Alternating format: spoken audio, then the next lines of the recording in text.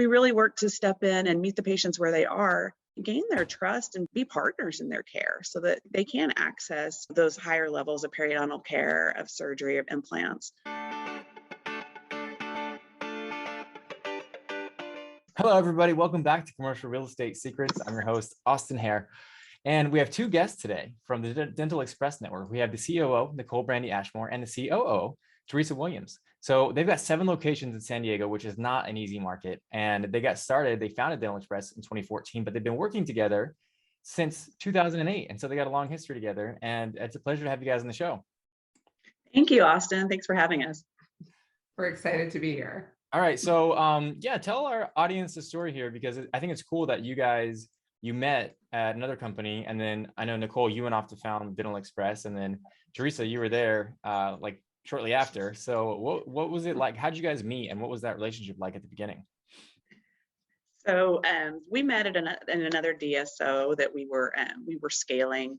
In that DSO, we had already scaled to approximately 8 locations, and Nicole came in with more of a corporate background and really helped us refine a lot of our processes.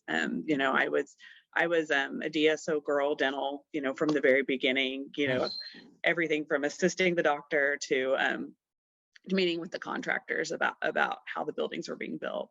And one of the great things about Nicole joining our team was really helping on the process side and cleaning things up so they were more scalable. Nicole, I'll kind of let you speak to a little bit about what you did when you joined our organization. They were growing, and they were growing quickly, but Teresa was kind of spearheading every department. And there needed to be some additional specialization to help support what the operations team and the providers were doing. So we implemented HR and business development and brought on some really talented people to help make things scalable and more additional scalability possible. So that was, and we delved into several markets at that juncture with those additional people and systems in place. So it was an exciting time. What was your background? Yeah, what was your background? Like, how were you able, how did you learn these types of systems and processes to bring in? So I was a corporate bankruptcy lawyer by trade with a big international firm. I worked in politics. I did some 501c3 work. I had my hands in a lot of different industries before I found dental. I married into dental, so it was kind of perfect marriage, so to speak. And so I was married to a dentist who had a great interest in Wall Street and helping grow his family's business. So it was exciting. I always loved working with people, though. And one of the most exciting things I got to do was I was a teacher in my former life at the law school level. And it was very exciting to see people grow and how to help young emerging leaders become the best version of themselves. So when I got involved with DSO, there was this huge potential vacuum for wonderful things to happen. And with Teresa at the helm on the operations side, it really made a lot of things possible quickly. Because I had a lot to learn about an industry that I knew very little about when I started. So this is 2008. The DSO space was way different back then, right? I mean, back then, from what I wasn't involved, so I'm going off of what I hear, but it was like much more kind of like corporate, and they were just kind of coming out of this whole litigation era where back in the 90s, like they kind of did it incorrectly when they did these big, healthcare groups. And so, it sounds like it was just, it was, I don't know how to phrase it, but like much more, I guess, numbers driven than people driven. And to be honest, Austin, the word DSO wasn't really even a word we used in our industry. You had group practice sometimes. I think we often introduced ourselves as a multi-location group that's not corporate.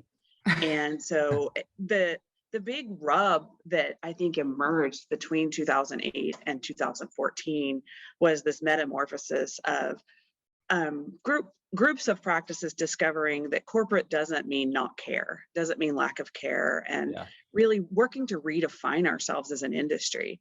And I think people coming from other great corporate backgrounds that were not dental, like Nicole coming into our organization, have really helped shape that. It's really helped shape who we are, and that it wasn't just a cottage industry that was cannibalized by PE. It's metamorphosized from the inside. So we've got so many great DSOs now.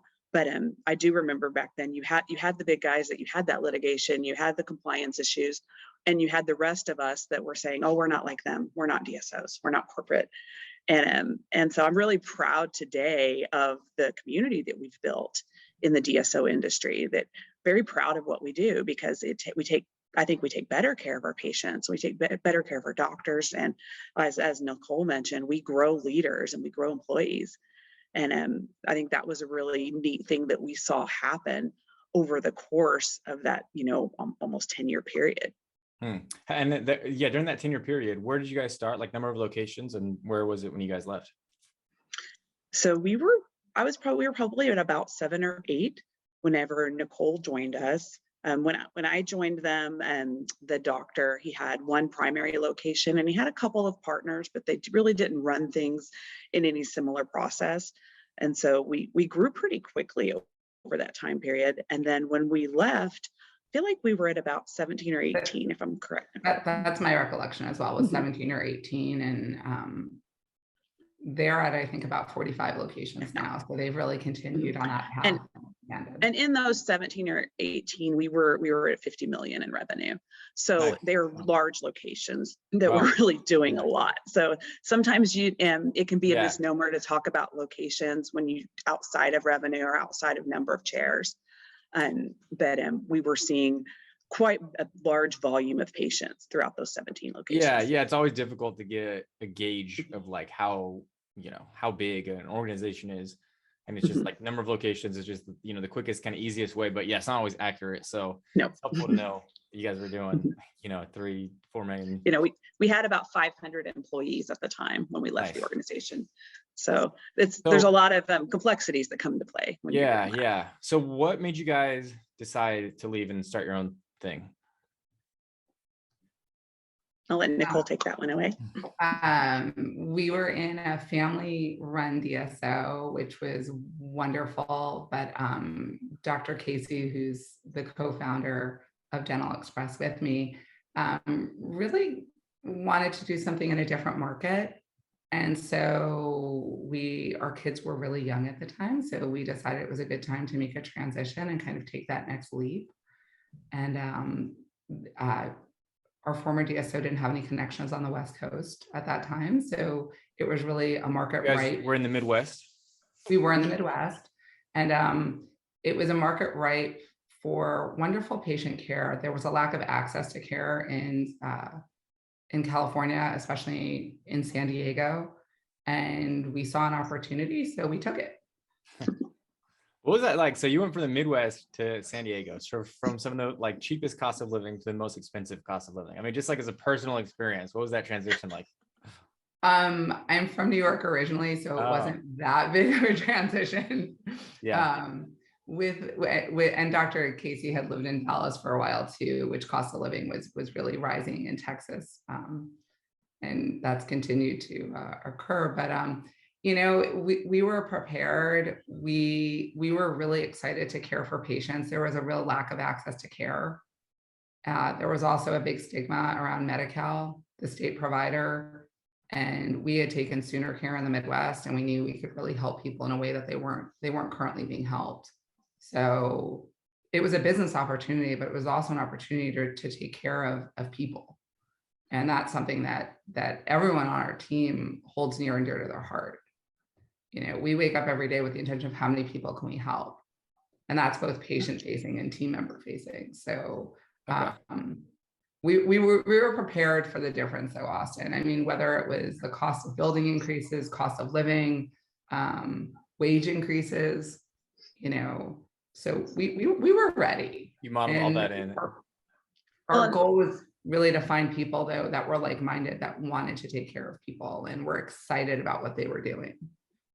Well, and Austin, I would, to kind of piggyback on that, when I moved to San Diego with Nicole and Casey to join Dental Express, while their children were very little, I had teenagers. And so, of course, I was ruining their life to bring them across the country. But in a way, I think it kind of helped reset everyone, and it saved us, because when you're living in a smaller space and you don't have as many things, which the people in Southern California, there's not as much expendable income. And so it does come down to filling your life with relationships instead of things. And I think that really affected the way we approached our employees and our doctors, the quality of people that were joining our organization. It becomes for the right reasons, and you really get into what everyone's why is. Living in a 1,300 square foot rental versus 3,500 square feet in the Midwest with the pool, Right. my children had to go through something a little different, and it was really cool. And I don't know, you don't think about those opportunities of things that you can give your family and those opportunities that you can give your team. We had some really great team members that came with us from the Midwest, and we got to be different with each other, and it's just more of an authenticity, and really getting down to the rub of, why am I in this? What am I looking to do? If we're going to work another 20, 25 years, how are we going to make the most impact and touch the most lives? Okay. And when you went, so this was a de novo location, right? The very first one. Yes. So what did you guys do, like, in terms of financing? Were you bootstrapping? Did you have to raise money or bank debt or anything like that? For the initial location, it was a combination of personal financing and bank debt. Okay. And then how did you go about with the site selection process? At that juncture, we actually hired a real estate company that was California based. And our goal was to mimic our most successful locations in the Midwest and really put that topo map on top of the areas we were looking in South County, San Diego. One thing we've learned is, we don't have a desire, as we continue to grow and scale, to be as close to the ocean. As glamorous as that sounds, it really limits our patient base when you're drawing that big demo circle. We've had some people talking about how awesome Oceanside is. It's on the beach. I don't clean. No one really lives on the beach. Yeah. Right. So was your first one close to the ocean or no?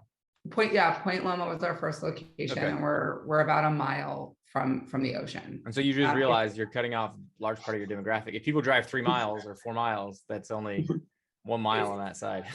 The nice part about Southern California is it's very densely populated.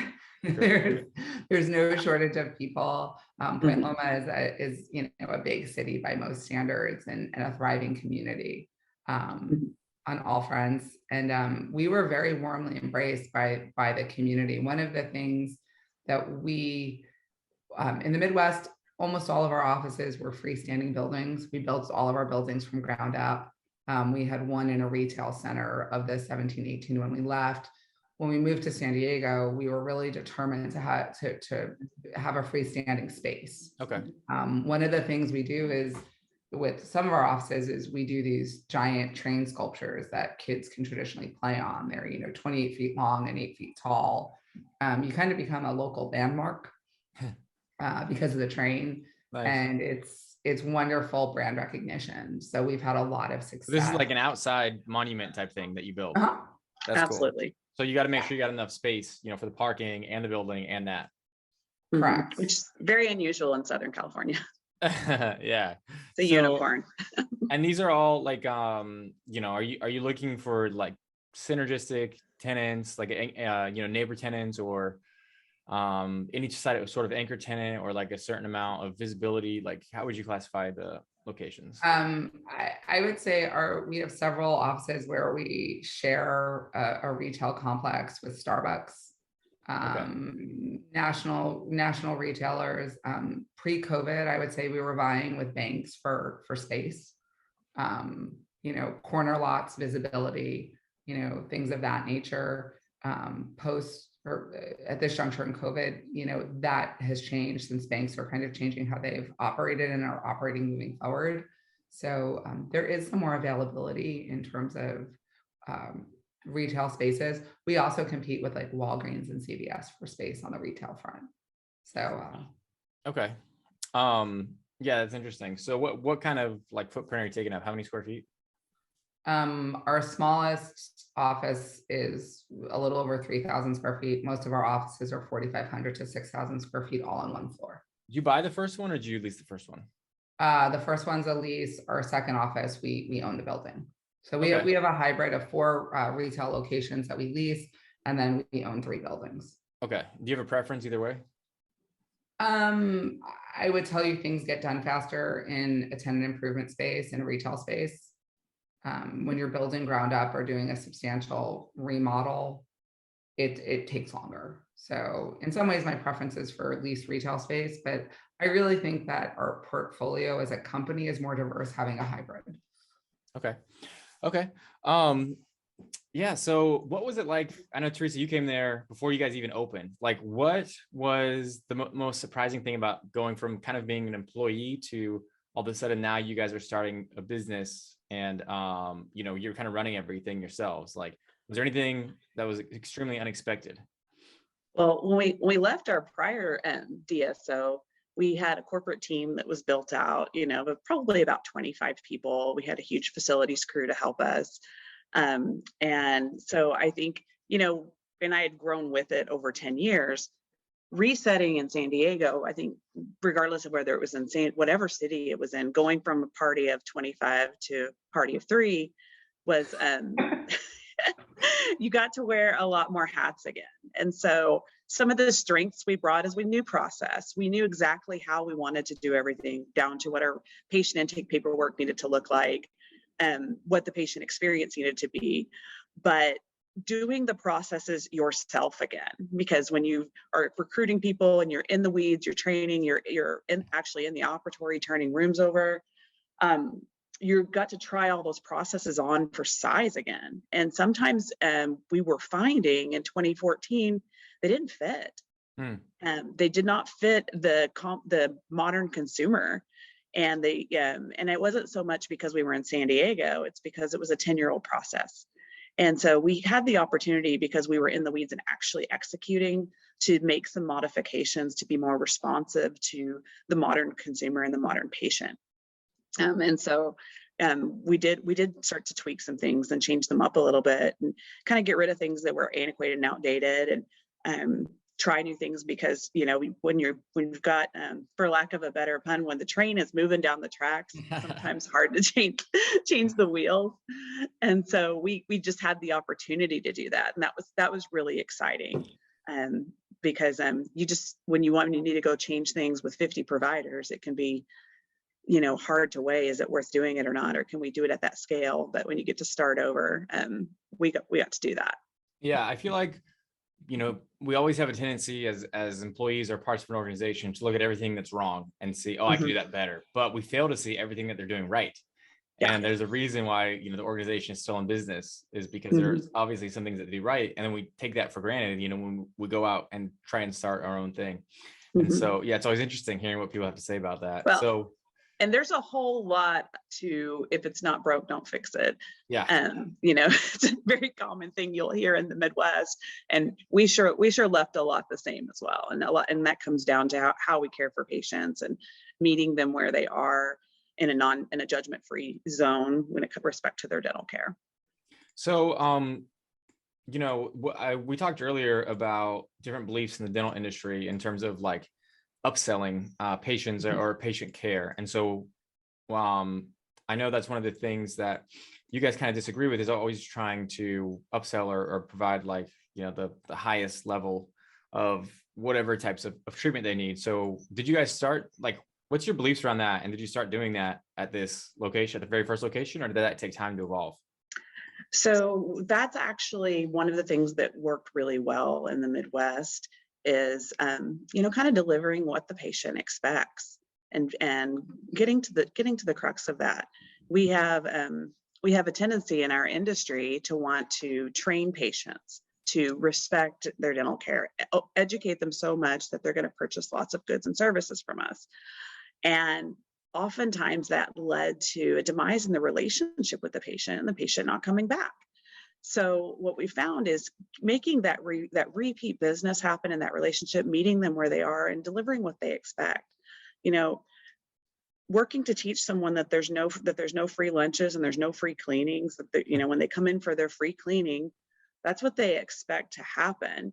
So, you know, you're not going to change their mind overnight. You're going to make them leave feeling like, well, I just got bait and switched. And so we really work to provide them a value that they're happy with, establish that relationship so that then we can start helping them be healthier. You know, so yes, they may have gum disease, but you know, I'm not going to touch you if you have gum disease. It seems counterintuitive. It's like saying I'm not going to vacuum the carpet because it needs to be cleaned. So we really work to step in and meet the patients where they are, gain their trust, and be partners in their care so that they can access, you know, those higher levels of periodontal care, of surgery, of implants, and have it be more of a journey with them and having them return. You know, I'm proud to say our reappointment rates are in the 90th percentile. Wow. 90th percentile. Our patients are really into it. And I find that we get to do more care. You know, we do a whole lot of care out of our recall because our patients are coming back and they say, you know what, I'm ready to do that now, doc. And we didn't make them feel pressured. We didn't upsell it. Do you feel like it took longer to grow? 4 different kinds of crowns. I don't think so, because our new patient volume is so much higher. We probably see an average of 200 new patients in every location a month. Wow.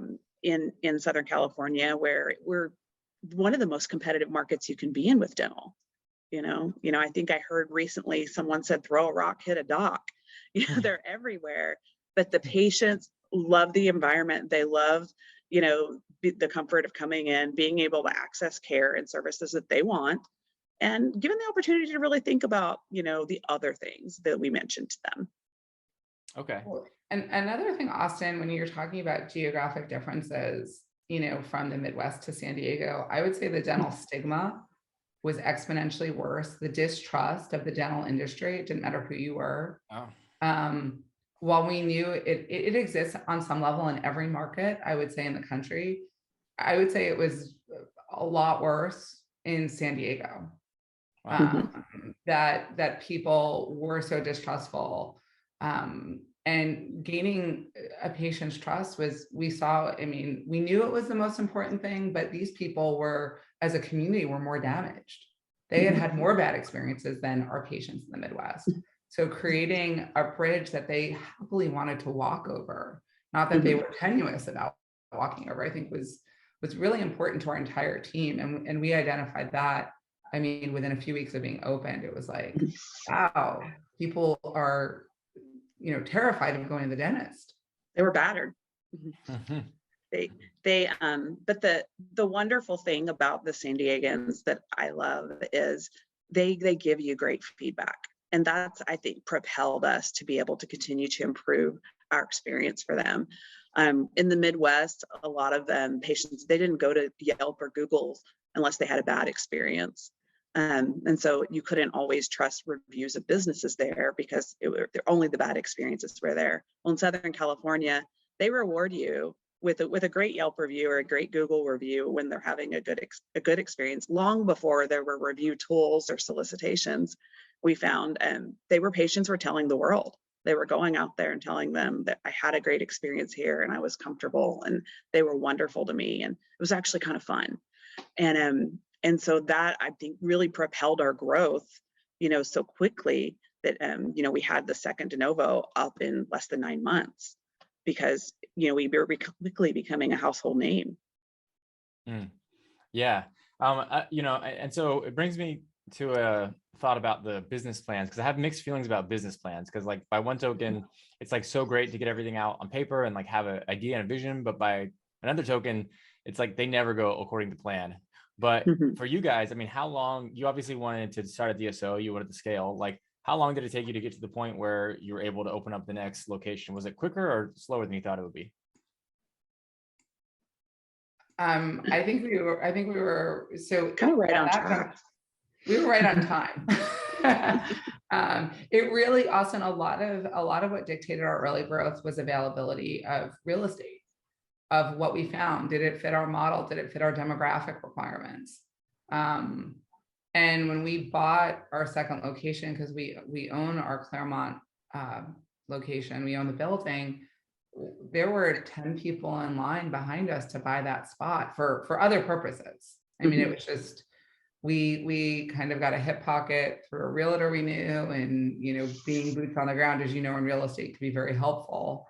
And we were first in line, and we said go, you know, and we made that happen, you know, almost overnight. So what was like the time from when you opened up location 1 to location 2? How much time passed? We opened Point Loma in December of 2014, and then we opened Claremont September 2015. Oh, wow. September 2015. Not even a year. Yeah. Okay. Yeah, we'd closed on the property for the Claremont location, I think before we opened the Point Loma location. We did. We already owned the property. Yeah. So. we closed on New Year's Eve. I remember it well. Okay. Wow. Yeah. Busy. Busy. So it was right. There was a lot happening, right, all at the same time. And so, you know, it's always hard to make the decision too when you're scaling, like when to hire, like when is too late versus when is too early. Because if you hire a bunch of people too early, then you just have all these expenses. If you hire them too late, now you've got a bunch of holes in your business. So, yeah, what did you guys like? I know now you do EOS and you do Traction, which is a book that I'm familiar with. I think they have great processes. Like, did you bring that in from day one? Did you figure out you needed that later? Like, can you talk a little bit about, you know, how you decided to hire people? So we brought Traction in probably about 3 years ago. 2 to 3 years ago, cool. I think. So it wasn't something that we were experienced with right off. But as we grew and built our team out, there became more complexities, and we realized that, you know, communication needed to travel better from department to department, and we needed a vehicle to do that. And sending emails or having one long continuous meeting where everyone's checking out towards the end of it wasn't serving us. And and you know, it really is a great name for the book, because we weren't getting traction with forward momentum on things that we wanted to implement. And bringing that in has been a huge godsend, in that our departments can work effectively with each other without having to be in the same meetings. You know, we have some great software where we can kick issues from the clinical team over to the RCM team, or kick them back over to HR, and really respecting the autonomy of each department lead to be able to handle what their arena is, but still be able to advise on things that are occurring across departmental boundaries. Well, and Austin, one of the things that Traction really helped propel us forward on was discovering who we were. And we knew who we were, but we didn't know how to articulate it. Okay. And that articulation, I think, was pivotal in our growth. We implemented Traction about 3 years ago, Teresa. It was a good solid year before COVID. Yeah. So I would tell you that was one of the most instrumental things that we had done, that we had not gotten to do in our former DSO in the same way.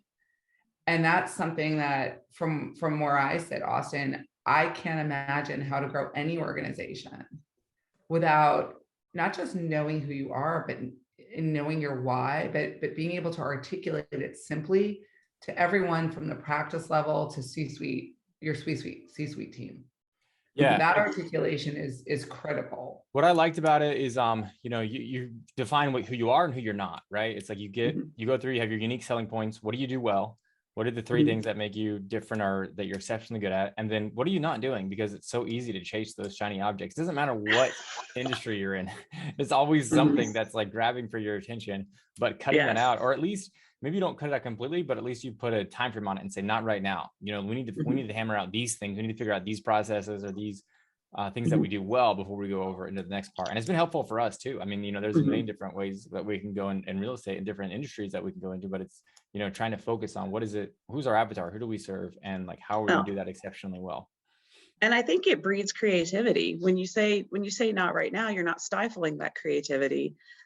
Because in organizations, instead of just saying, no, that's not what we're doing, it's not part of our plan, then you have really excited team members that'll hang their head, like, I guess I won't speak up anymore.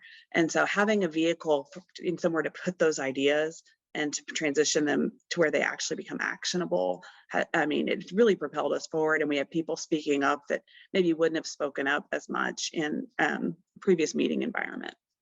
Yeah, yeah, that's cool. And so like, you guys would technically fall under what they call like the dark tunnel right now in dental, right? Where it's like, it's easy to get lending on like one location and two locations, but then you get into this place where it's like, nobody wants to give you any lending until you've proven your model, like in between 3 and 7 or 8 locations. So do you feel like you went through that going from like your second location on, or were you guys unique unicorns? Our third location was a ground up location, which is our only true, ground up where we bought land and Okay. Built everything. We've done anywhere from 1 to 2 offices a year, depending on the calendar year since we opened. So I would say our trajectory in a market that's very expensive has been very strong. Mm-hmm. And I think we got to avoid a little bit of that whole dark tunnel because of the process that we brought with us, Austin. And definitely I experienced that dark tunnel in the previous DSO when I was at location 4. And, that no longer could you travel from location to location and personally touch everything. And we knew that going in this time around. We knew that while I'm going to wear 10 different hats today, I'm prepared to take them off and hand them to people and really have a process and a way for them to do their job. And it wasn't just trying to watch me and sort of mimic what I was doing. And I think in that same vein, Nicole was able to hand things off, and so was Casey. We have, for example, this time around, we knew we needed great clinical leadership, and we put together a doctor leadership board that our associates participate in. And so now running the provider meetings, they run it themselves and they're so proud of it. And there's so much more input, and it's not a top-down approach. It's organic, and great ideas are coming from our providers, and we're able to carry them around and create consistency in patient experience, but something that they're very bought into because they created it themselves. Yeah, that's cool. It's always a fine balancing act between, empowering people and giving them autonomy, but also not pushing them too far, because you want everybody to grow. But like, as kind of like the two, founding members or longest standing, members of the organization, like you obviously are involved in it, you're passionately involved, but not everybody is going to be like that. So how do you balance, the people who are like really driven go-getters and that you can help them pour into, and then there's other people, they just like want you to tell them what to do and, have their own little boxes that they check, right? Like I'll be honest, Austin, I would tell you that everyone that works on our team is really a thinking person. I would say people that aren't motivated and excited, our environment's very fast paced. And people that aren't really in it to be in it, I don't think we're a great fit for those people. And so I would say, to piggyback on that, Nicole, knowing who we are, we attract people, like kind of attracts like in that respect. In the recruitment process, we have this specific, our core values are not so unique that they don't, I believe they exist in everyone, integrity, empathy, adaptability, collaboration, whistle while you work, those are our core values. But in the recruitment process, we talk a lot about how we're going to reveal those in each person and how they have a responsibility to reveal them in their coworkers and their colleagues. And if you're not excited and passionate about something like that or attracted to it, you're probably not going to accept an offer from us, and probably not going to receive one. It's going to be fairly obvious pretty soon. And I would say that really comes down to every employee, not just our corporate team, but even on the dental assistant side, the front office team, business team members, our doctors for sure. And so what's like right now moving forward, what's your biggest real bottleneck when it comes to like real estate and growth? I would say the cost of construction in Southern California. And I really do think there's a distinction between Southern California and Northern California. They're very, They should they're almost be more, separate states, right? when it comes to certain things, I would tell you for sure. But I would definitely say the cost of construction, supply chain issues, we are probably looking more at the acquisition model in the short term, where we've traditionally done de novos because of that. Yeah, that's a pretty big pivot. It is. We did our first true acquisition in September of 2021. We did a quick remodel, 3 weeks quick, and we were open 20 days later. So yeah, what's your plan? Is that your plan? Because like, personally, we're just talking about this. I was talking about it with my partner, but I just don't see construction costs going back down. I mean, labor historically has never gone down once it's gone up. I mean, we've had wage inflation recently. I don't see that going back down anytime soon. And then even if like we've got certain things that are really high, like the cost of wood has been crazy, went up, but then it went down, now it's back up. Even if that lowers, I mean, the cost of other things are probably going to come up, catch up to it.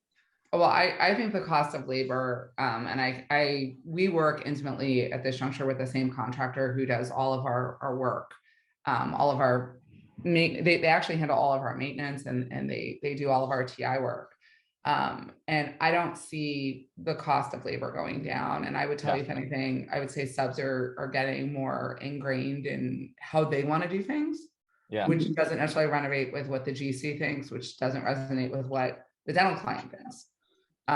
So it's a new set of hurdles, but again, I think it goes back to building those relationships. And there are certain subs that I know that we've worked with in the past that will continue to work with us because they really enjoy our team and what we do, where they may not be as inclined to work with someone else. So I really think building those relationships is more critical now than it's ever been. Yeah. Well, and kind of how Nicole shared early on, it's working with those vendor partners intimately between operations, between business development and construction. How can we approach things differently to trim costs? Maybe, we're doing so many more things wirelessly. So if we can trim some of the cost of construction with the wiring and the build out, how can we approach it differently, still have a great product that takes great care of patients, but kind of put more dollars back in our pockets and the pockets of the subs. Wage inflation is there. They're going to make money, but how can we be smarter about it? Yeah, because everybody's getting squeezed right now. I mean, you think about it from, you mentioned a vendor perspective all the way to the consumer perspective. It's like oftentimes we're so focused on the consumer and making a relationship with them, but your vendors are so important too. And I mean, it's true in what you guys do. Like we technically be a vendor for someone like you, but we've got all of our vendors, right? Like in construction and real estate and everything like that. And I mean, even like the maintenance crews, it's like, you can take it for granted, but you got to build a relationship with them. I mean, you got to make sure that you treat them respectfully. Just because you're the one who's paying them doesn't mean that you can disrespect them because they're getting squeezed too. Like it just, goes all the way around. One of the hardest problems though in healthcare and dental is that you're kind of restricted by the insurance reimbursement rates. And a lot of times, do you guys take Medicaid or no? Yes, we do. Yeah. So, I mean, they're the hardest, right, to get up. And so it's like at the end of the day, it's going to be very unlikely that you have a significant increase in those things, but you can sit here and you can see very clearly that everything else is increasing. So it sounds like, I mean, you mentioned switching more to online or virtual. Like, are you planning on automating a lot of things? We have actually. That's a great question, Austin. Technology has really been the answer to a lot of our challenges that we've experienced during COVID.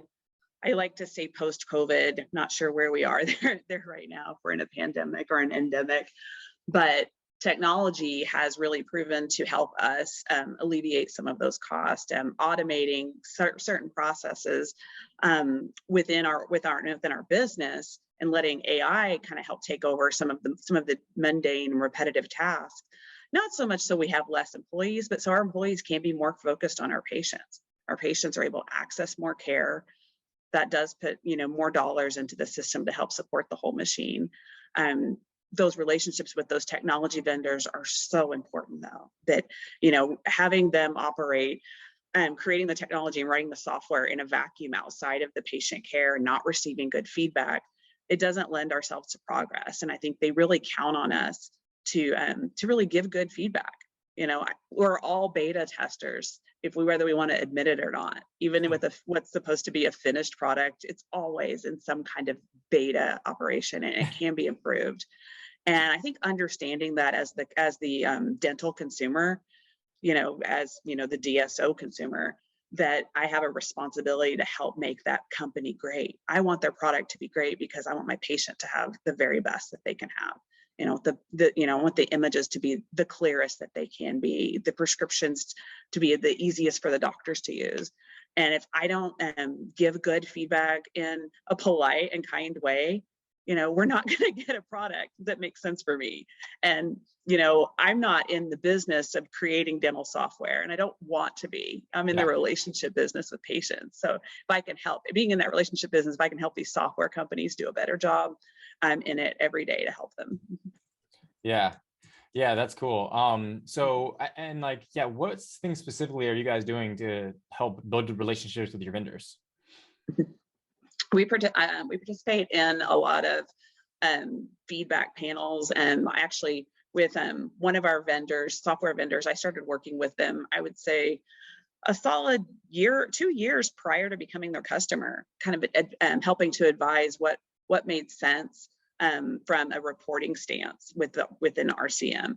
I started working with them to show them what the reporting looks like with Medicaid and what some of the barriers were.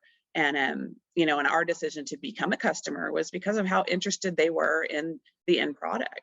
I like to work with partners that want to listen and don't have this, one size fits all approach, to DSOs. I think we've all heard that you see one DSO, you've seen one DSO. Everyone has, that's what's neat about our industry. There's so many different ways to get to a great result. And those vendors that are open to hearing, and to modifying their process to meet, the needs of the individual. And those have been our funnest relationships, I'd say. I would also say that when we strive to be as responsive to our patients and our team members as possible, we expect our vendors to be equally responsive to us, and not in a we're coming at them with a big stick approach, but much more a collaborative, how can we work together to make this better for everyone? Yeah, I love that. So, is there anything that you guys want to talk about that we didn't get a chance to cover before we wrap up? Oh, goodness. Kind of put us we went over a lot. I don't put know. us on the spot there, Austin. Yeah. Well, no, it's all good. So, I feel like we got a lot of content and a lot of coverage. I just want to make sure, because sometimes there's things that, that are chirping at you that in the back of your head that you don't get a chance to talk about. So, hey, that means it was a successful recording. So I'm happy about that. So what's a way that people can reach out and, if they want to learn more about what you guys are doing and stuff like that? So email is probably the best way to find me. And my email is Teresa, TERESA.Williams @thedentalexpress.com. And email is equally the ideal way to reach me. And that's Nicole, NICOLE .Brandi, BRANDI @thedentalexpress.com. Or you can come visit us in San Diego. We love visitors. We do love company. Okay, well, great. I wrote those down. I'll put those in the show notes for everybody who's listening. And this was fantastic. Thank you guys for your time. Thanks, Austin. We'll talk soon. Austin.